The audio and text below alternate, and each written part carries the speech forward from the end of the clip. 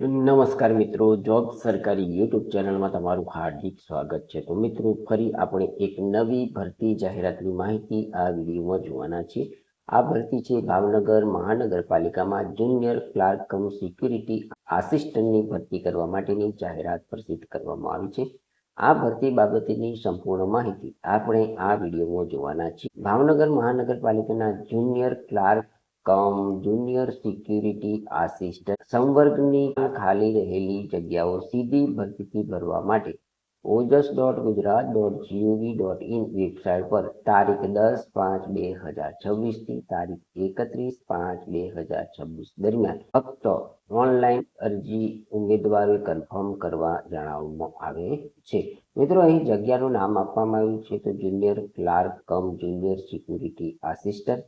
સીધી ભરતીથી ભરવાની જગ્યાઓ ભરવા પત્રક અહીં આપણને આપવામાં આવ્યું છે તે જોઈએ તો જગ્યાનું નામ છે junior clerk junior security assistant. કુલ જગ્યાઓ અહીં 7 છે. આ જગ્યા ઉપર અરજી કરવા માંગતા ઉમેદવારોની શૈક્ષણિક લાયકાત શું હોવી જોઈએ તેની માહિતી અહીં આપવામાં આવી છે તે જોઈએ તો junior clerk junior security assistant માન્ય યુનિવર્સિટીના સ્નાતક અથવા સમકક્ષ અને સશસ્ત્ર સેનાદળ અથવા કેન્દ્રીય પેરામિલિટરી ફોર્સના નિવૃત્ત અને ગ્રેજ્યુએશન સમકક્ષ પ્રમાણપત્ર ધરાવતા માજી સૈનિક ઉમેદવારો અરજી કરી શકશે. ગુજરાત સિવિલ સર્વિસ ક્લાસિફિકેશન અને રિક્રુટમેન્ટ રૂલ્સ 1967 મુજબ જોગવાઈ અનુસાર કોમ્પ્યુટરની જાણકારી પણ ઉમેદવાર ધરાવતા હોવા જોઈએ. અહીં મિત્રો ગુજરાતી, હિન્દી અને અંગ્રેજી ભાષાનું પણ ઉમેદવારને જ્ઞાન હોવું જરૂરી છે. આ જગ્યા ઉપર પસંદગી પામતા ઉમેદવારોને પગાર કેટલો મળવાપાત્ર થશે તેની માહિતી મેળવીએ તો પ્રથમ 5 વર્ષ માટે પ્રતિ માસ 26,000 રૂપિયા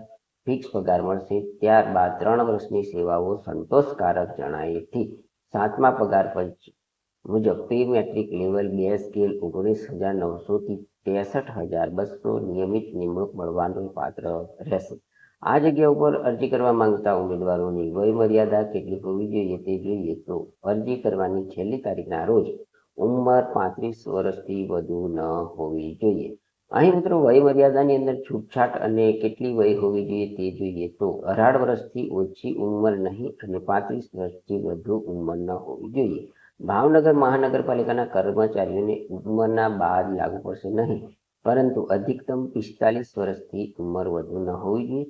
મિત્રો, અહીં મૂળ ગુજરાતના જે નબળા વર્ગના ઉમેદવારો છે તેમને સરકારશ્રીના નિયમ મુજબ જે છૂટછાટ મળવાપાત્ર થાય છે તેની માહિતી આપણને આપવામાં આવી છે, જે આ પ્રમાણે છે તે તમારે અહીં જોઈ લેવાની રહેશે. મિત્રો, અહીં કુલ જગ્યાઓની અનામત જગ્યાઓ કઈ રીતના ફાળવવામાં આવી છે તેનું આ ટેબલ આપવામાં આવ્યું છે. તો કુલ જગ્યાઓ 8 છે. અનુસૂચિત જાતિમાં કોઈ પણ જગ્યા નથી, જ્યારે અનુસૂચિત જનજાતિમાં સામાન્ય એટલે કે પુરુષો માટે 1 જગ્યા છે, જ્યારે સામાજિક અને શૈક્ષણિક રીતે પછાત વર્ગની અંદર સામાન્ય એટલે કે પુરુષ ઉમેદવારો માટે 2 જગ્યા છે. ઈડબ્લ્યુએસના ઉમેદવારો માટે અહીં 1 જગ્યા છે, જ્યારે જનરલ ઉમેદવારોમાં પુરુષ ઉમેદવારો માટે 3 જગ્યા છે, જ્યારે મહિલા ઉમેદવારો માટે 1 જગ્યા છે. કુલ જગ્યાઓ પૈકી માજી સૈનિકોની 50% જગ્યાઓ અહીં ફાળવવામાં આવેલી છે. મિત્રો, અહીં વિવિધ કેટેગરીમાં જો તમે આવતા હોય તો તેના પ્રમાણપત્રો તમારે અહીં મેળવી લેવાના રહેશે. નંબરની સૂચનાની અંદર કોમ્પ્યુટરની જાણકારીની વાત કરીએ તો ઉમેદવાર રાજ્ય સરકારના સામાન્ય વહીવટી વિભાગ 13/8/2008ના સરકારી ઠરાવ મુજબ નક્કી કરેલા અભ્યાસક્રમ મુજબ કોમ્પ્યુટર અંગેનું બેઝિક નોલેજ ધરાવતા હોવા જોઈએ. અંગેનું પ્રમાણપત્ર માન્ય તાલીમ સંસ્થાનું પ્રમાણપત્ર માર્કશીટ ધરાવતા હોવા જોઈએ અથવા સરકાર માન્ય યુનિવર્સિટી અથવા સંસ્થામાંથી કમ્પ્યુટર જ્ઞાન અંગેનો કોઈપણ ડિપ્લોમા, ડિગ્રી કે સર્ટિફિકેટ કોર્સ કરેલો હોય તેવા પ્રમાણપત્રો અથવા ડિગ્રી કે ડિપ્લોમા અભ્યાસક્રમ કોમ્પ્યુટર એક વિષય તરીકે હોય તેવા પ્રમાણપત્રો ઉમેદવાર અહીં ધરાવતા હોવા જોઈએ. ઉમેદવારની નાગરિકત્વ શું હોવું જોઈએ તો ઉમેદવાર ભારતના નાગરિક હોવા જોઈએ. અહીં મિત્રો અરજીપત્રક ભરતા ઉમેદવારોમાં જનરલ કેટેગરીના ઉમેદવારોએ અરજી ફી કેટલી ભરવાની રહેશે તેની માહિતી આપવામાં આવી છે. તો બિન અનામત વર્ગ માટે નિયત 1,000 રૂપિયા તથા અનામત વર્ગના ઉમેદવારો માટે 500 ફી ભરવાની રહેશે. અરજી ફી વગરની અગ્રિમ નકલ વિચારણામાં લેવામાં આવશે નહીં. ડોક્યુમેન્ટ વેરિફિકેશન વખતે ઉમેદવારે ઓનલાઈન અરજીપત્રકમાં જણાવ્યા મુજબની શૈક્ષણિક લાયકાત, માન્ય યુનિવર્સિટી સંસ્થાની માર્કશીટના અસલ પ્રમાણપત્રો તથા તેની સ્વપ્રમાણિત નકલ રજૂ કરવાની રહેશે, તેમજ અનુભવ અંગેના પ્રમાણપત્રો પણ રજૂ કરવાના રહેશે. કોલેજના આચાર્ય દ્વારા અપાયેલા પ્રમાણપત્રો માન્ય ગણવામાં આવશે નહીં. આ જગ્યા પર પસંદ કરવા માટેની પરીક્ષા કઈ રીતના રહેશે તેની માહિતી અહીં આપવામાં આવી છે. તે જોઈએ તો લેખિત પરીક્ષા અગર કોમ્પ્યુટર પ્રોફિશિયન્સી ટેસ્ટમાં ઉમેદવાર પોતાના ખર્ચે ઉપસ્થિત થવાનું રહેશે. લેખિત પરીક્ષાનું માધ્યમ જગ્યાની મૂળ શૈક્ષણિક લાયકાતના કોર્સને અનુરૂપ મહાનગરપાલિકા દ્વારા નક્કી કરવામાં આવશે, અન્યથા ગુજરાતી રહેશે. આ સંવર્ગમાં ભરતી માટેની સ્પર્ધાત્મક પરીક્ષાના કિસ્સામાં અથવા સીધી પસંદગીથી ભરતીની કિસ્સામાં પ્રતીક્ષા યાદીની મુદત 2 વર્ષ અથવા તો તે પછીની પરીક્ષાનું પરિણામ જાહેર થાય તે 2 પૈકી જે વહેલું હોય તેના આગલા દિવસ સુધી ગણવામાં આવશે. ઉપરોક્ત દર્શાવેલી જગ્યાની સંખ્યામાં ફેરફાર કરવાનો કમિશનર મહાનગરપાલિકા ભાવનગરને અબાધિત અધિકાર રહેલો છે. અરજીની સંખ્યાને ધ્યાને લઈ પરીક્ષા, લેખિત પરીક્ષા કે મૌખિક કસોટી લેવા અંગે ભાવનગર મહાનગરપાલિકાની પસંદગી સમિતિ દ્વારા નિર્ણય લેવામાં આવશે. તે બંધનકર્તા રહેશે.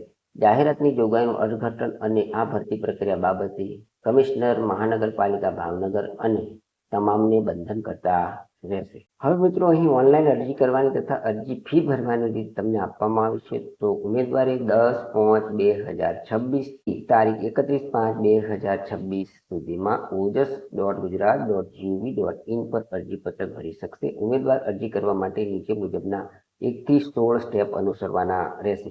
કન્ફર્મ નંબર મળ્યા પછી જ અરજી માન્ય ગણાશે. તો મિત્રો અહીં જો તમે આ જગ્યા પર અરજી કરવા માંગતા હોય તો અહીં આપવામાં આવેલા 16 સ્ટેપ છે તેને તમારે અનુસરવાના છે. આ 16 સ્ટેપને જો તમે યોગ્ય અભ્યાસ કરીને અનુસરશો તો તમારું ફોર્મ તમે તમારી જાતે પણ ભરી શકો છો. આ જાહેરાતને ડાઉનલોડ કરી તમારે જરૂરથી આ 16 સ્ટેપને અનુસરવાના રહેશે અને પોતાનું ફોર્મ તમારે કન્ફર્મ કરવાનું રહેશે. તો મિત્રો આ હતી ભાવનગર મહાનગરપાલિકા ભાવનગરમાં junior clerk cum junior security assistant સંવર્ગની હાલ ખાલી રહેલી જગ્યાઓ પર સીધી ભરતીથી ભરતી કરવા માટેની જાહેરાતની માહિતી આપનો વિડીયો. જો અહીં આપવામાં આવેલી શૈક્ષણિક લાયકાત, વયમર્યાદા તેમજ નોકરી કરવાની ઈચ્છા ધરાવતા હોય તો જરૂરથી આપવામાં આવેલી તારીખો સુધીમાં તમારે ઓનલાઈન અરજી કરી દેવાની રહેશે.